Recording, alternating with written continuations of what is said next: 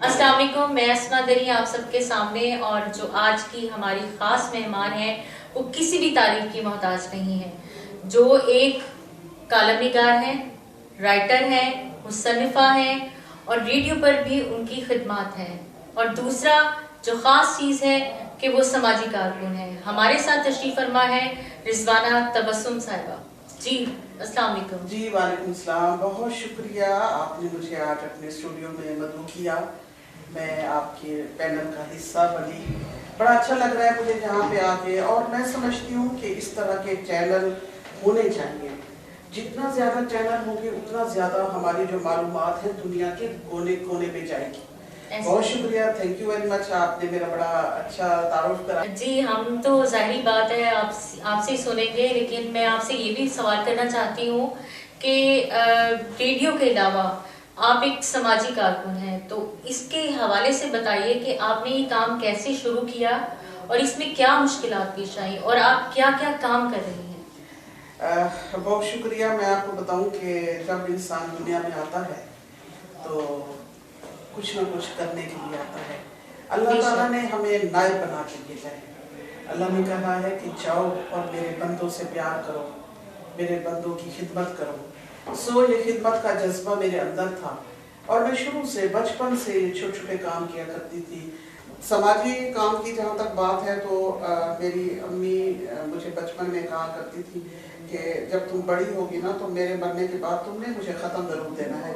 तो मैं कहा करती थी अम्मी मुझे क्यों कहते हैं, बाकी बहन भाई आप उनको बताएं। कहते नहीं नहीं तूने करना है। अब माएँ होती हैं वो जानती हैं कि उसकी कौन सी औलाद क्या कर रही है। सो मेरी अम्मी की जब डेथ हुई तो उसके बाद मैंने रशीदा बेगम वेलफेयर ऑर्गेनाइजेशन बनाई अपनी अम्मी के नाम की। और मुझे उस दिन समझ आई कि मेरी माँ को पता चला था कि मेरी यही बेटी ही मुझे पीछे मेरे लिए सदका जारिया बनेगी, क्योंकि नेक औलाद आपके लिए सदका जारिया होती है। दुआ किया करें कि अल्लाह ताला हमारे इर्द गिर्द जितने लोग हैं उनमें ऐसे लोग हों जो सदका जारिया बन सके अपने वालिदैन के लिए। सो रशीदा बेगम वेलफेयर ऑर्गेनाइजेशन बनाई और काम शुरू कर दिया। तो सोचो कैसे काम करूँ, अम्मी के नाम पे क्या दूँ। तो मैंने सिलाई मशीन सोची, एक सिलाई मशीन ली, अपनी तनख्वाह में से उठाए 2-4 सिलाई मशीनें बनवाई, उसके ऊपर रशीदा बेगम वेलफेयर ऑर्गेनाइजेशन कंधा करवा दिया। और किसी गरीब बच्ची को कहती थी पहले तुम सीखो काम, फिर जब वो सीख लेती थी वो मशीन उसको डोनेट करके उसको कहती थी कि तुम अपने घर का खर्चा चलाओ। अल्हम्दुलिल्लाह ये सिलसिला इतना चला कि पाकिस्तान भर में मेरी मशीनें बच्चियों के साथ जाती हैं जहेज में और वो बच्चियां काम सीखती हैं, फिर उससे अपने घर का रोजगार चलाती हैं। फिर ये काम बढ़ता चला गया।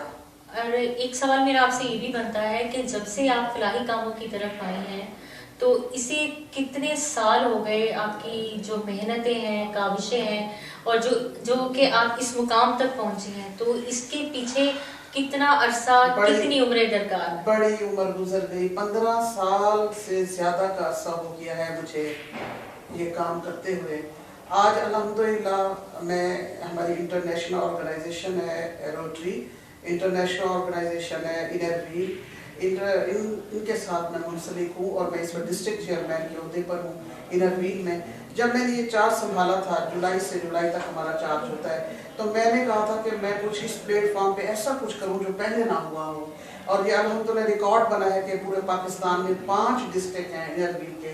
पहली डिस्ट्रिक्ट चेयरमैन थी जो 4 एम्बुलेंस लेके आई थी सोशल वेलफेयर के लिए, और एक हॉस्पिटल की बुनियाद रखी। तौसा बहुत ज्यादा पसमानदा इलाका है, वहाँ जाके मैंने चैरिटी अपने डोनर से लेके अपनी खवातीन से लेके वहाँ अस्पताल की बुनियाद रखी। आप ये कहना चाहती हैं कि जितना भी आप काम करिए अपनी मदद आप कर रही हैं, अपनी मदद आप, तो आपको कहाँ से फंडिंग होती है? मैं आपको बता रही हूँ जो हमारे इंटरनेशनल ऑर्गेनाइजेशन है ये सेल्फ फंडिंग ऑर्गेनाइजेशन है। हर डिस्ट्रिक्ट के अंदर, हर शहर के अंदर क्लब्स बनाए जाते हैं, वो क्लब्स मिल के फिर काम करते हैं। जब मैंने अपनी तकरीर की और ऐलान किया कि मैं हॉस्पिटल बनाना चाहती हूँ तो सारे लोग मेरे साथ खड़े हो गए।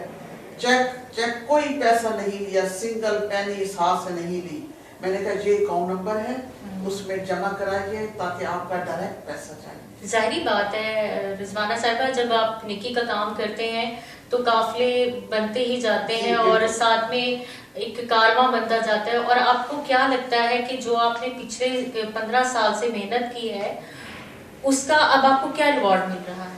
اس کا ریوارڈ آپ کو بتاؤں کہ الحمدللہ اتنی پرسکون نیند آتی ہے، الحمدللہ اتنی میں پرسکون ہوں جب میں ڈور ٹو ڈور جا کے ان بیوہ عورتوں کے گھر راشن دیتی ہوں، ان کے چہرے کی مسکراہٹ اور جو ہاتھ اٹھتے ہیں دعا کے لیے میرے لیے سکون کا باعث ہے، اور میں سمجھتی ہوں یہ سارا کچھ میری ماں کا دیا ہوا ہے۔ میں ہر پہلی کو یہ پچھلے آخری 10 دن میں راشن اکٹھا کرتی ہوں، آٹا، گھی، چینی، پہلے میں رمضان کے رمضان دیتی تھی، کام بڑھا تو اب ہر مہینے دیتی ہوں، خواتین کے گھر جا کے دیتی ہوں، اسی ایمبولینس پہ سامان رکھتی ہوں، اور پھر جا کے کبھی تو خود ڈرائیو کر کے چلی جاتی ہوں، اور ڈور ٹو ڈور جا کے میں ان کو راشن تقسیم کرتی ہوں، بیماروں کا علاج کراتی ہوں، آپریشن کرواتی ہوں، ان بچوں کو فیسیں دیتی ہوں جو آپ کے منہ سے نہیں کہہ سکتے کہ ہمارے پاس فیس کے پیسے نہیں ہیں۔ اتنے بچے میرے پاس ایسے ہیں جنہوں نے کہا کہ ہمارا باپ کہتا ہے میرے پاس پیسے نہیں ہیں، آپ مزدوری شروع کر دو، تو میں نے کہا نہیں بیٹا آپ نے پڑھنا ہے، میں ہوں نا آپ کے ساتھ، جب تک سانس ہے میرا میں آپ کو فیس پے کروں۔ یہاں پر ایک اور سوال میرا خیال ہے کہ کرنا چاہیے، آپ مزدوروں کے لیے یا کمائی کے لیے، پڑھائی کے لیے اتنا کچھ کر رہی ہیں، تو جو گھر میں غریب بچیاں بیٹھی ہیں، کنواری بیٹیاں، کیا ان کے لیے بھی آپ کا ادارہ کچھ کرتا ہے؟ جی بالکل، میں ادارے میں اکیلی خاتون ہوں، میرے بہن بھائی میرے بچے مجھے سپورٹ کرتے ہیں۔ اب جب دیکھا کہ کام بہت ایکسٹینڈ ہو گیا ہے تو میں نے ایک سلوگن بنایا ہے، 100 روپے سے جنت میں گھر بنائے، صرف کیا 100 بات روپے ہے! سے۔ آپ نے مجھے 100 روپیہ ہر مہینے بھیجنا ہے میرے ایزی پیسہ اکاؤنٹ میں، آپ کے 100 روپے سے بیماروں کا علاج، آپ کے 100 روپے سے یتیموں کا خرچہ، آپ کے 100 روپے سے اجتماعی شادیاں، آپ کے 100 روپے سے بیوہ عورتوں کو راشن، کیونکہ آپ کے لیے وہ 100 روپے کسی کام کا نہیں، میرے لیے وہ 100 روپے بہت زیادہ ہے۔ تو یہ سلوگن میں پھیلا رہی ہوں، بلکہ آپ کے اس چینل کی توسط سے بھی میں آپ تمام سننے والوں کو، دیکھنے والوں کو کہوں گی کہ میرے ساتھ جڑیے، میں اکیلی کچھ بھی نہیں ہوں، اور تنہا انسان کبھی کچھ نہیں ہوتا جب تک لوگ ان کے ساتھ نہ جڑیں۔ میں یہ کام کر رہی ہوں، میرا یہ قافلہ چلا جا رہا ہے، آپ آئیے میرے اس قافلے کا حصہ بنیے۔ صرف 100 روپے کا سوال ہے، صرف 100 روپے۔ 100 میں کیا آتا ہے؟ یہ بات رضوانہ صاحبہ نے بڑی خوبصورت کہی ہے کہ 100 روپیہ تو آج کل کے دور میں کسی فقیر کو کہو کہ 10-20 لے لو تو وہ کہتا ہے نہیں بی بی 50 تو مہنگائی ہو گئی۔ تو واقعی 100 روپے میں اگر جنت کمانی ہے تو میرے خیال سے یہ ذریعہ سب سے خوبصورت ذریعہ ہے، اور میں آپ سب سے یہ گزارش کرتی ہوں کہ آپ اس میں اپنا حصہ ڈالیں اور جنت میں اپنا گھر بنائیں، کیونکہ ظاہری بات ہے جب آپ نیکی کی طرف جاتے ہیں تو بہت دشواریاں آتی ہیں، تو بہتر ہے کہ اگر آپ مہینے بعد اتنے پیسے خرچ کرتے ہیں اگر اس میں سے 100 روپیہ کسی فلاحی کام کی طرف اگر دے دیا جائے تو میرے خیال سے یہ بڑی بات نہیں ہے۔ ہاں آپ کا مقام بہت بڑا ہوگا دنیا اور آخرت میں۔ تو رضوانہ صاحبہ آپ ریڈیو پہ بھی کام کرتی ہیں، ریڈیو اور سماجی یہ دو چیزیں بہت مختلف ہیں، آپ کو کیا لگتا ہے ریڈیو آسان ہے یا مشکل ہے؟ میں دیکھیے میں چھوٹی بچی تھی جب میں ریڈیو پہ آئی تھی بچوں کی کہانی پڑھنے کے لیے۔ اچھا، میرا ڈیرہ غازی خان سے میرا تعلق ہے۔ آپ یہ دیکھیں توسا براج تھا اس وقت جب میں ملتان آیا کرتی تھی، رات میرا مظفر گڑھ میں پڑتی تھی مجھے راستے میں، اتنا مجھے شوق تھا، اور میری وابستگی پچھلے 30-35 سال سے ریڈیو کے ساتھ ہے۔ الحمدللہ میں سمجھتی ہوں آج میں جو کچھ بھی ہوں میں اس ریڈیو کی بدولت ہوں۔ مجھے بولنا سکھایا، مجھے بات کرنا سکھائی، مجھے لفظ کا چناؤ کرنا سکھایا تو مجھے ریڈیو نے سکھایا، اور میرے ریڈیو کے سارے لوگ اتنے قابل احترام ہیں، مجھے احساس نہیں ہوتا کہ پہلا گھر میرا ریڈیو ہے، دوسرا گھر میرا یہ گھر ہے۔ یعنی کہ اب آپ کے لیے ہمیں یہ کہنا چاہیے کہ آپ کا ایک استاد ریڈیو بھی ہے۔ اور ہے ریڈیو باقی آپ کو گروم کرتا ہے، آپ کو بولنا سکھاتا ہے، آپ کو تلفظ دیتا ہے، آپ کو ٹھہراؤ سکھاتا ہے، بات کیسے کرنی ہے۔ رضوانہ صاحبہ آپ سے ایک اور سوال ہے کہ آج کی جتنی بھی نئی نسل ہے، بہت سارے لوگ ہیں جو ریڈیو کو بھی جوائن کرنا چاہتے ہیں، لیکن وہ پھر کہتے ہیں کہ پتہ نہیں اللہ جانے ریڈیو کا ماحول کیسا ہے۔ تو آپ ہمارے ناظرین کو بتائیے کہ ریڈیو کیسا ہے اور اس پہ کیسے کام کر سکتے ہیں۔ میری بات سنیں، میں آپ کو اس مائکرو فون اور اس کیمرے کے سامنے بیٹھ کے یہی بات کروں گی کہ جب آپ کے اندر پیشن ہوتا ہے، کسی کام کرنے کا جذبہ، لگن آپ کے سارے راستے سموتھ کر دیتی ہے، آپ کے اندر پیشن ہونا چاہیے، جذبہ ہونا چاہیے، رکاوٹ. میں آپ کو بتاؤں 1 ہفتے بعد میں نے کہا تھا میں کام نہیں کرتی ریڈیو. پھر مجھے پیچھے سے دھمکی دی، نہیں آپ کریں، آپ کریں، کیونکہ آپ نے آپ کو کسی نئی جگہ پہ ایڈجسٹ کرنے کے لیے بہت کچھ اپنے اندر سے توڑنا پڑتا ہے. آپ کسی کے ماحول کے مطابق چلنے کے لیے قربانیاں دینی پڑتی ہیں، تب جا کے آپ کا مقام بنتا ہے. اور ہمیشہ خدمت میں عظمت ہے. تو میرا ایک آپ سے سوال یہ ہے کہ مرد اس سوسائٹی میں، اس معاشرے میں مرد بہت آگے ہے. اگر عورت کسی اچھے کام کے لیے گھر سے نکلتی ہے تو اس پہ بہت ساری نظریں جم جاتی ہیں. اس حوالے سے آپ اگر ہمارے مردوں کو کوئی پیغام دینا چاہیں. جی میں آپ کو بتاؤں کہ یہ مردوں کا معاشرہ ہے، بالکل نو ڈاؤٹ. لیکن آج اگر میں یہاں پہ بیٹھی ہوں تو یہ بھی کسی مرد کا ہاتھ ہے، بے شک میرے باپ کا ہاتھ ہے. اگر ہم اپنے بڑوں کو، اپنے مردوں کو ہم عزت نہیں دیں گے تو ہماری عزت کون کرے گا؟ پہلے اپنے گھر سے عزت شروع کریں، اپنے بھائیوں کی، اپنے شوہروں کی، اپنے والدین کی، اور دیکھیں آپ کو معاشرے میں کتنا مقام ملتا ہے. اور کبھی بھی عورت اکیلی تنہا کوئی سفر نہیں کر سکتی اگر اس کے پیچھے کندھے پہ استاد ہو، باپ ہو، بھائی ہو، اس کا ہاتھ نہ ہو.